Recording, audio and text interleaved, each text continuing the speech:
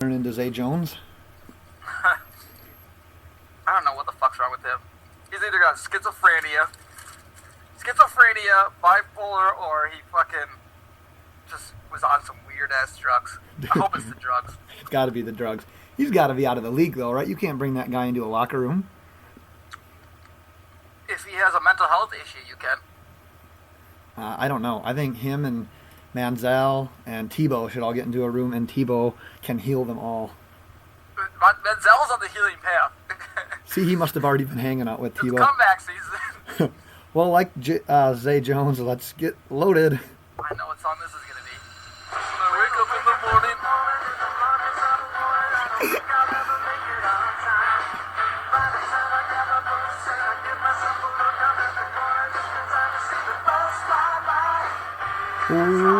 Welcome to the Loaded Box Podcast. Where we never finish first because we finish last. Thank you once again for tuning in to the Loaded Box Podcast. I am Ben Morgan. That is DJ Primo. What up? At Loaded Box DJ. Let's introduce our Twitter names. I don't remember mine, so let's go to thanking the new listeners. What the hell took you so long to tune in? And the everyday listeners, our true followers since day one. I know you're all waiting for the March Madness bracket, barely 18, Sweet 16 talk. Trust me, we will get to it. I don't know how much DJ's going to have to say. I know he's in depression mode from it. I'm going to let him speak his mind and give all the Topanga believers one last bit of encouragement.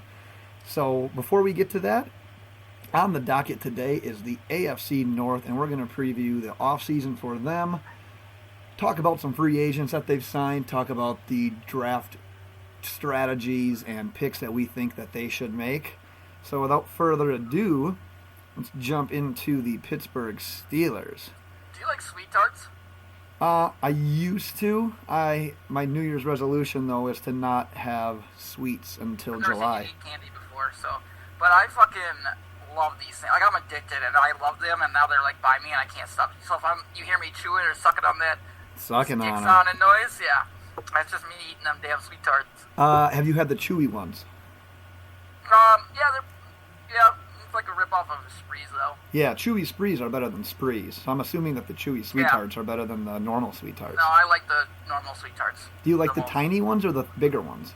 I like just the normal circle ones that come in a roll. Oh, I like the bigger ones. I don't even know what the fuck you're talking about. You got to up your sweet tart game. Well, Those aren't sweet tarts. Let's discuss those Steelers here. 13-3 last year, lost in that divisional back-and-forth game against the Jaguars, hold the 28th pick in the first round. So far this offseason, lost a couple players in the secondary, lost William Gay, lost Mike Mitchell. As far as who they've added, they slapped the franchise tag on Le'Veon Bell, so we know how that's going to drag into the offseason and preseason again. And then recently added Morgan. I ruined my own last name. Yeah, you did. Morgan Burnett. With that being said, what's more surprising to you? The fact that they haven't come to a long-term agreement with Le'Veon after all these years, or the fact that they haven't really added anyone on that defense outside of Morgan Burnett that just got torched by the Jaguars? I know you like Blake Bortles, but for lack of a better term, inept offense. I think they were like bottom 7 in the league. Okay, two things. Well, one thing. The Steelers had a top 10 defense the entire year. So it's not like they played bad. They lost Shazier and it went downhill, really. So that doesn't surprise me at all. I mean, they got a good outside linebacker in T.J. Watt. I think they kept Bud Dupree. Yep. But I'm not surprised at all. So it'd definitely be the contract with Le'Veon Bell, the guy that makes that team go. And not just because these idiots who think running backs only run the ball, but because of every issue he causes when it comes to matchups and how good of a pass blocker he is. So everything he can do. He almost makes them not be like super desperate for a receiver. When they lose, if they lose Martavis Bryant, they've got AB and they've got Juju. And outside of that, I don't know they really trust anyone. But it's not like that Bryant even. Is still there though. For now, but it's like I don't know if he's going anywhere. I don't know. I just have a feeling they've been on the outs for such a long time. I just feel like it's not even as much of a priority now because Le'Veon is such a pass catching option, and you can line him in the slot, and he dominates against nickel cornerbacks. Yeah, he's still he is a wide receiver when they need him to be. So I mean, he makes that play against the Jaguars, the catch he made in the end zone. I mean, it's ridiculous. He's so good at just everything he does. Right. Like Saquon. I was a little bit surprised that they haven't addressed the secondary as much. If you looked at the free agent corners going into this year, it's one of the more stacked positions, especially cornerback position, that we've seen in a few years. So I was just really surprised that they hadn't added specifically a cornerback. I think the addition of Morgan Burnett is good. Earlier this offseason, I predicted Kenny Vaccaro would be the safety that they would bring in. I saw that defense really hasn't been the same in the secondary since Polamalu left. Joe Hayden is one of their corners, right? Hayden, they're thinking about continuing to bring him back, but he's not the guy that he once was, and he never really... No, he definitely isn't. He never really reached that full potential of what people thought he would be anyways. He had the 1 year where everybody was just like, okay, this guy's good. Right. So I really thought they'd be a little bit more active at corner. I do like the addition of Burnett. You know more about Morgan Burnett than I do. What do you think about him and his fit there? Morgan Burnett hasn't played. The reason... He was on his third contract with the Green Bay Packers. The reason we let him go, he's an ultimate leader. He's really good on the field. But the problem with Morgan Burnett is he hasn't played a full season since the year 2012. That's a fact. Wow. Yeah. And people want to say, why don't you want to bring a guy like that back to Green Bay? But because he keeps the defense in order and they play so much better with him.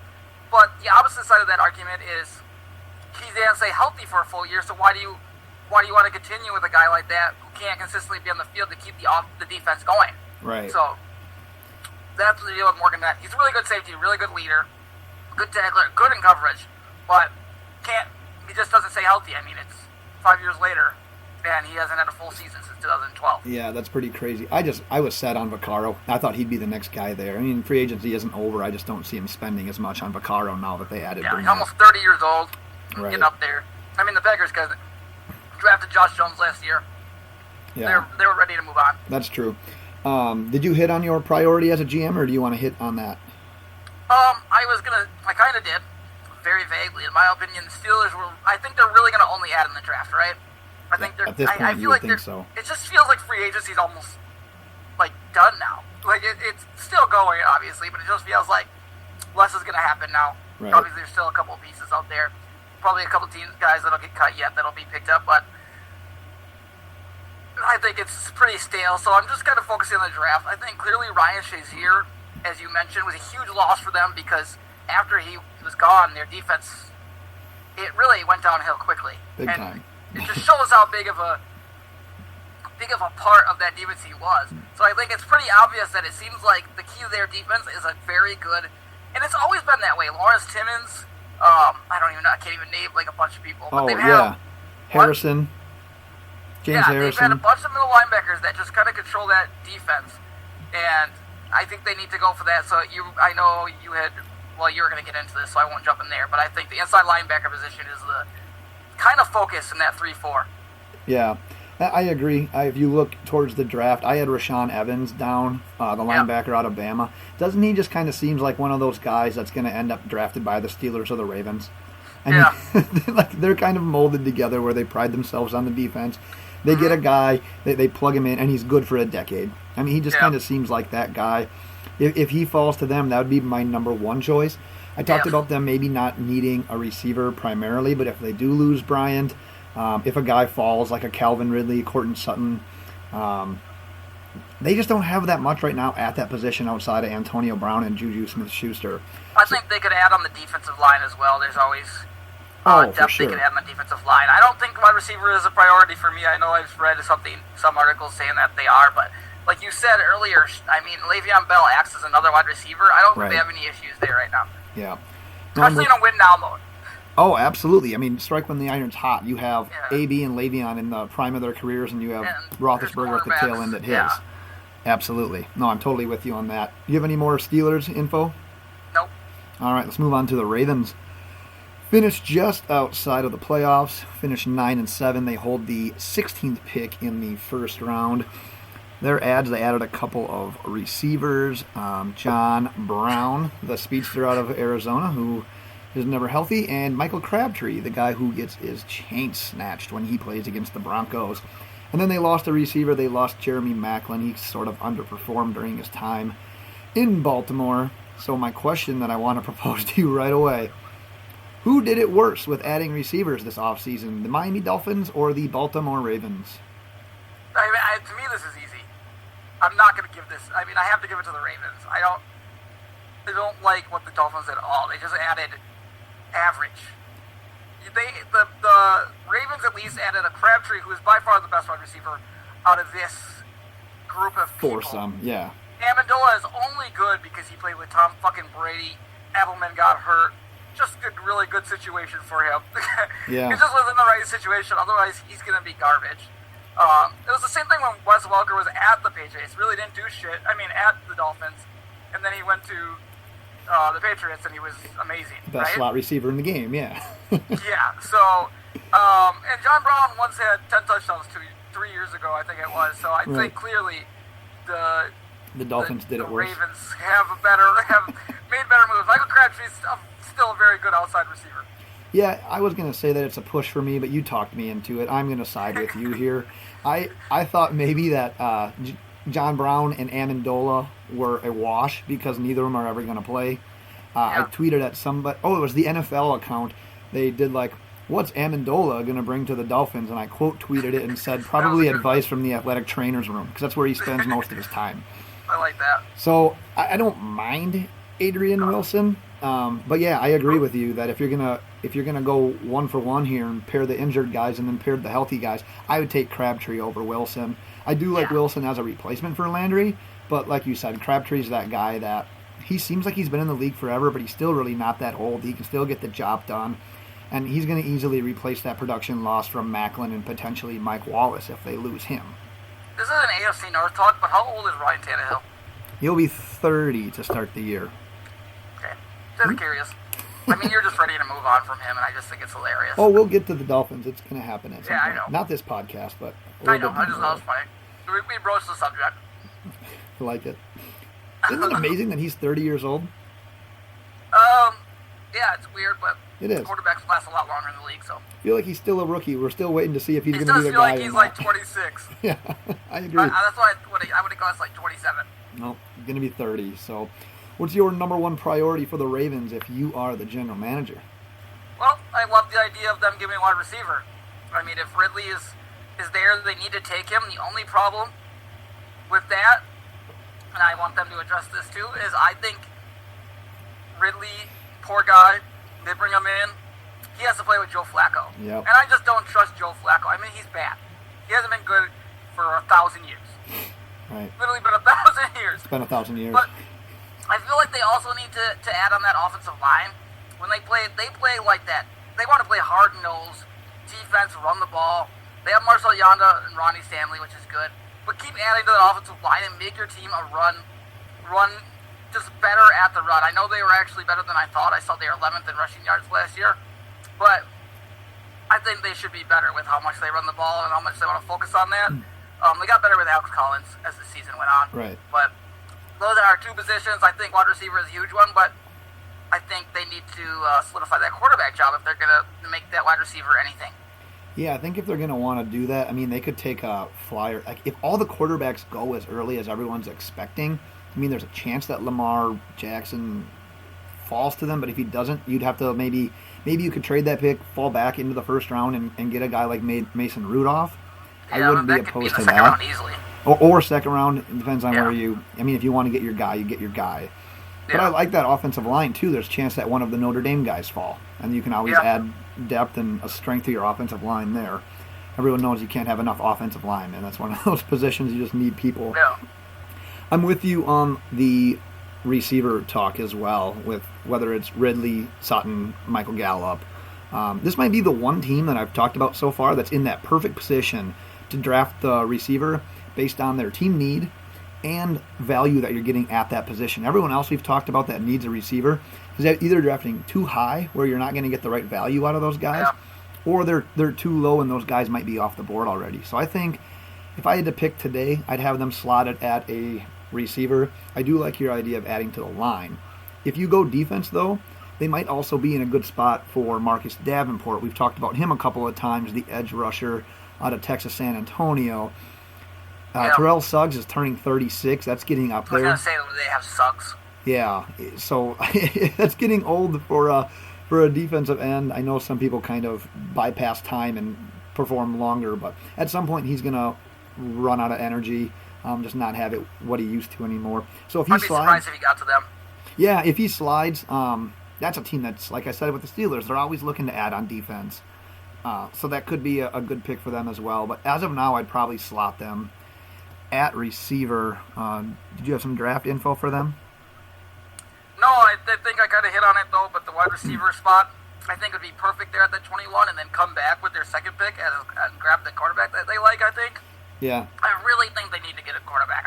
Flacco, Eli, and Rivers all on their way out. I think they all need to address the quarterback position in this draft. What do you think? I've saw a couple of mock drafts with the Ravens taking a running back like Darius Geis in the first round, and right away I'm like, oh, I'm intrigued by that. Then the more I thought about it, Alex Collins, as you mentioned earlier, he kind of came on a little bit. You might have something there. The team has just been plowing through running backs, it seems like, recently. Do you think that'd be an okay spot to take, guys, or is running back not a priority with the amount of holes they have? That's a really great question that I don't know if I know how to answer. I really don't know. I don't think that's I don't know. Actually, it could be a need. I mean, stumped him. They're not like really bad defense. I mean, they're awesome defensively. So, really, I guess if they could sneak out that fucking what's his face, Marcus Davenport, which I don't think they will at 16. Yeah. I guess I don't like Geis. I'm not a big Geis fan, so I don't know if I'm huge on that.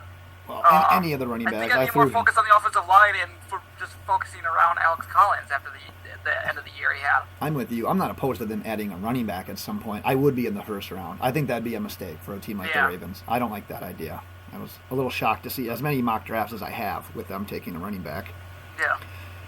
Cool. Well, let's go on to our barely 18 Sweet 16 bracket. I can tell by the look on your face that you're upset, you're disappointed. I don't want you to hold back, but I don't want you to also freeze up and just go into denial here.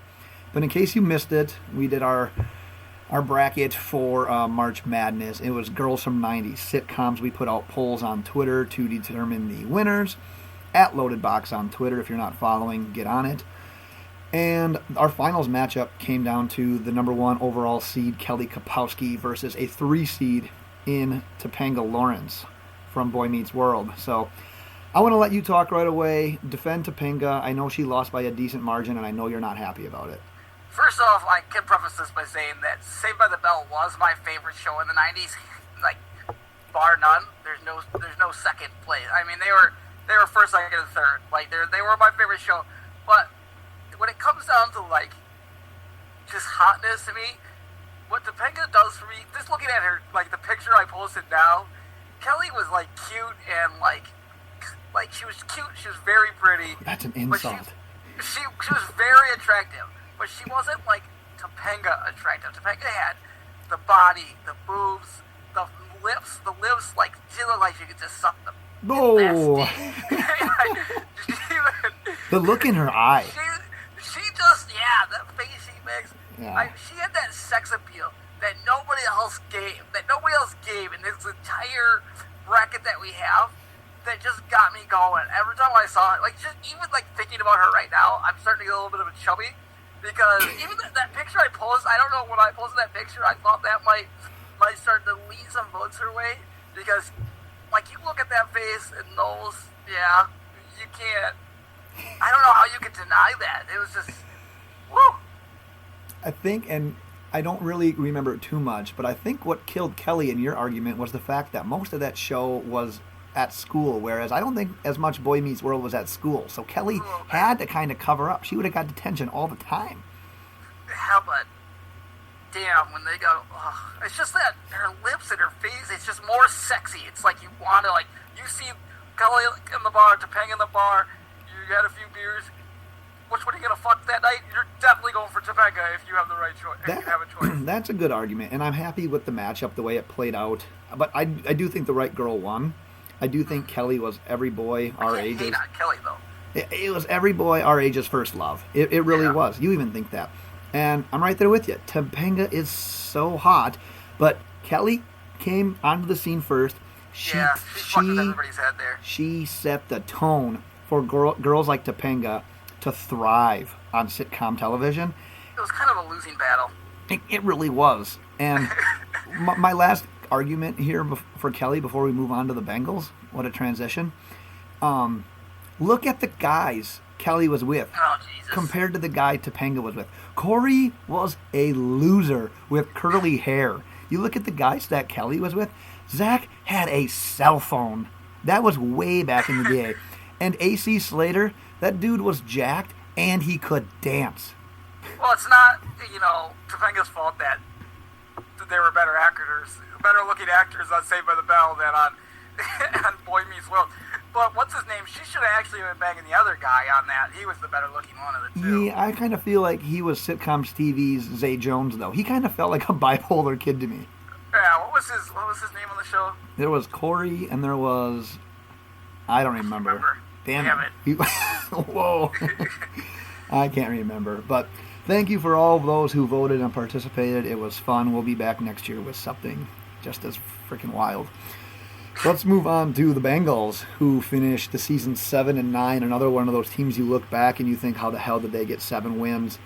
But they hold the 21st pick in the first round so far this offseason. They lost Jeremy Hill. I don't really think that's a big deal. It's time for Joe Mixon anyways. They added Chris Baker, defensive tackle, on a kind of a one-year prove-it deal. I like that addition. Added Cordy Glenn, offensive lineman. In the trade with the Bills, they swapped first-round picks. And then they re-signed Tyler Eifert. So of those three, you got Chris Baker, Cordy Glenn, and Tyler Eifert. Which was the biggest addition for the Bengals so far this offseason? Well, I think, in my opinion, it's clearly the offensive lineman here. They have one of the worst...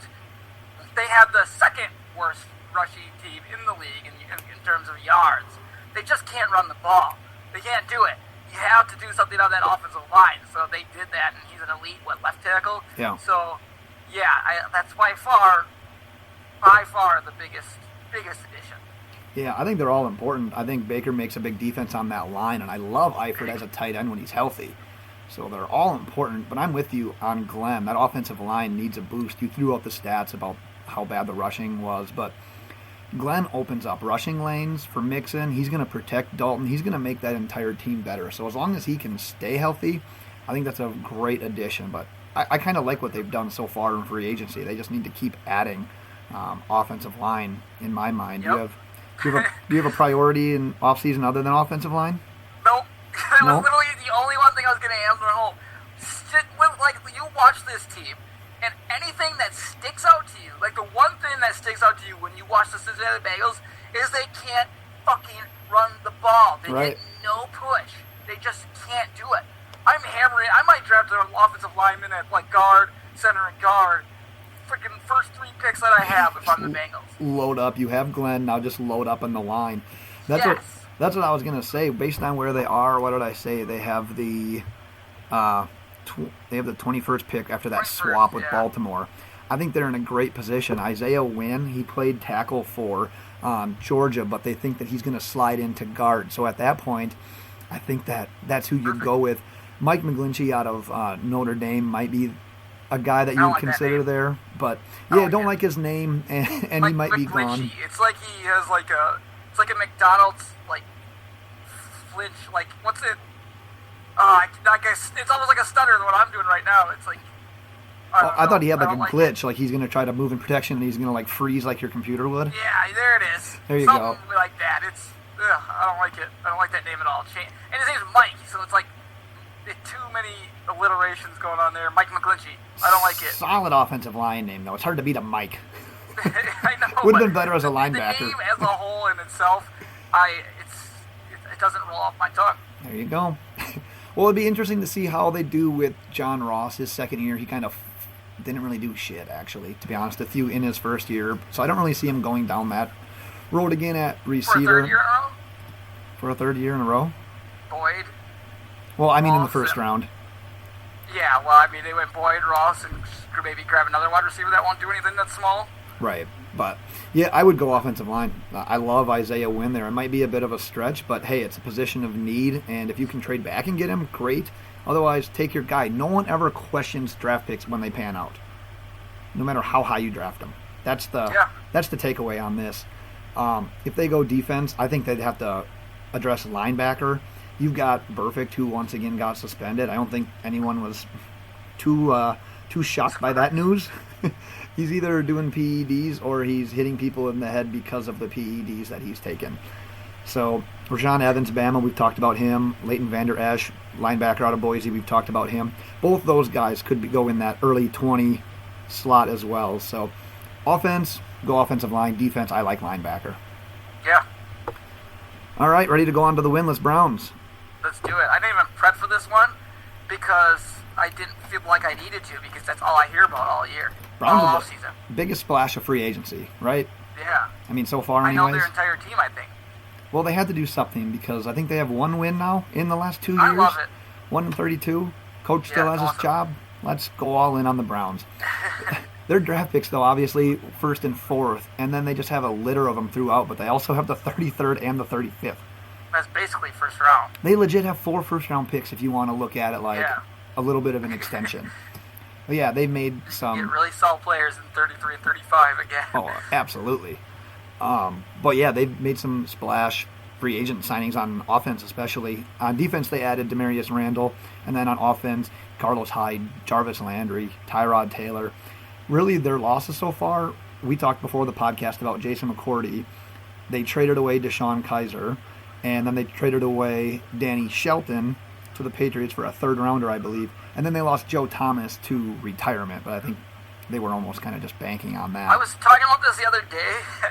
When it comes to Joe Thomas, it's like, I feel like he's like, fuck it, they're going to get good, and I've always been on the shitty Browns, and I'm going to be... Embrace it. I'm gonna be committed to being on a shitty Browns team for the rest of my life. Like, that's who I'm gonna be. So I'm leaving this team before they get good. He's already gonna go down as like one of the best players to ever play in football on shitty teams throughout his entire career. Why are you gonna blow that? Is it worth it? Yeah, don't blow that shit. Is it worth a 9-7 season to blow that? Exactly. Of those guys that we said that they added, what do you think is the most important addition?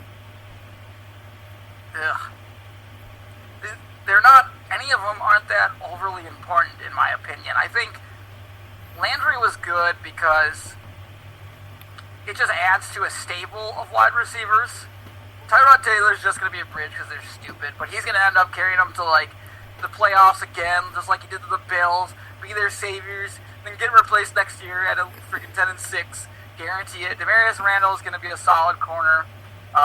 Carlos Hyde's a running back, but I can't say any one's more important than the other. I mean, obviously the quarterback position is the most important, and it's one that you know is consistent, so I'm just going to go with Tyrod because I'm the president of his fan club. So yeah, you almost have to, otherwise you're going to get fired by the vice president.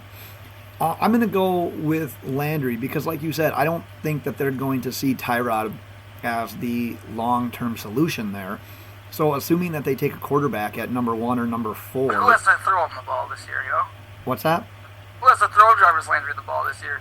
Yeah, I'm thinking farther down the stretch. I'm not talking about just 18. He's not farther down the stretch. Just like Tyrod. Landry, you don't think he's going to be there for a while?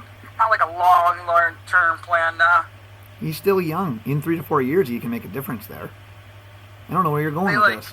Coleman and Josh Gordon. Do they? Yeah, 100%. Based on what? Who are you talking to? 100%.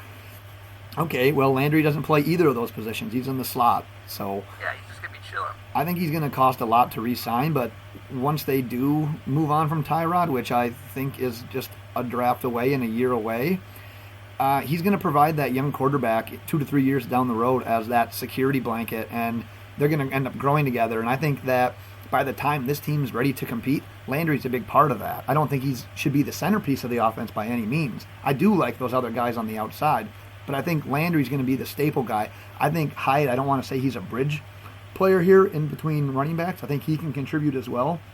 If I had to rank them, I'd go Landry, Hyde, and then Tyrod, just because I'm fine with Tyrod. I think he's a good quarterback, But you hit the nail on the head. He's not going to be the guy. Like, they're going to draft a quarterback still.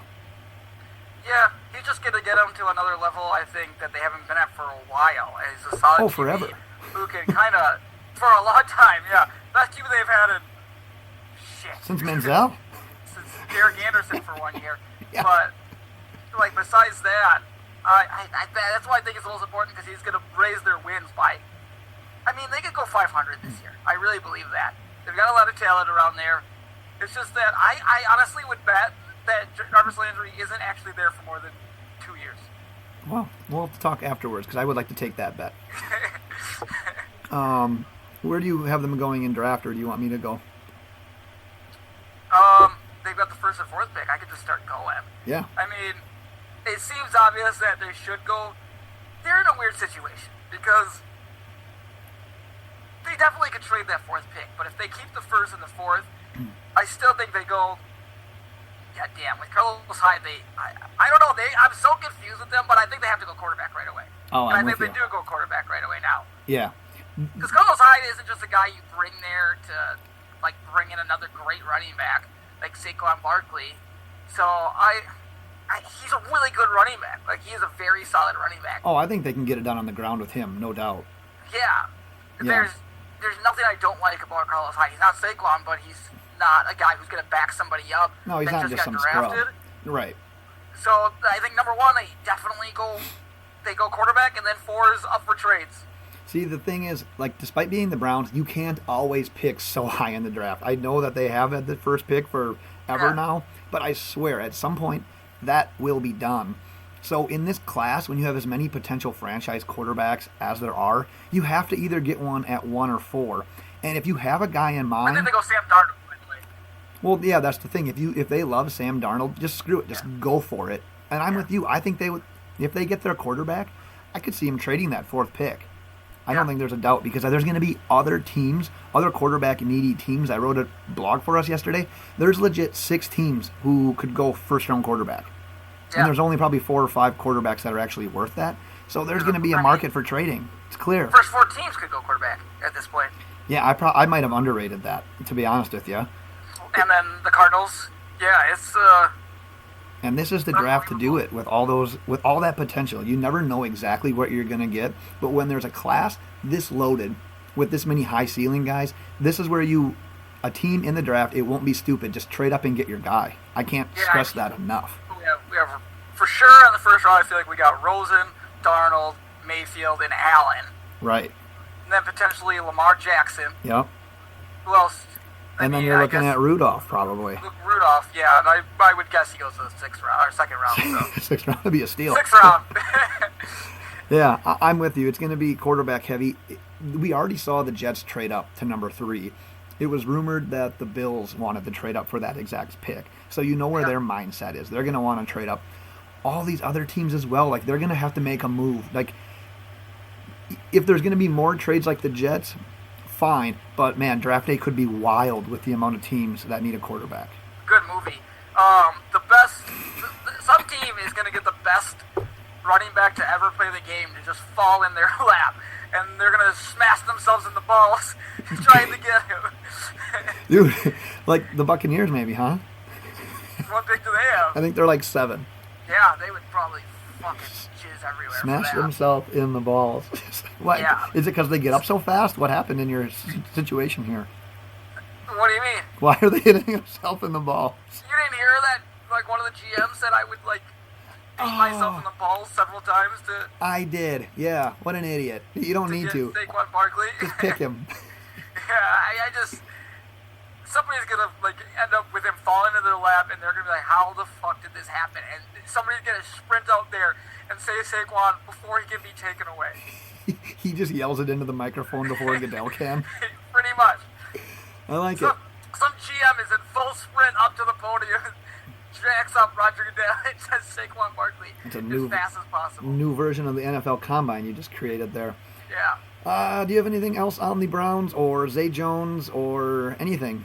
They have so many picks. Like, they can go so many different ways in that. It's ridiculous. Like, what else can they, like, improve on that they, like, haven't traded for?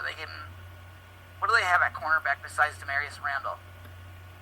Great question because... Word on the street is they like him at safety, by the way. Oh, so really? He might be playing safety.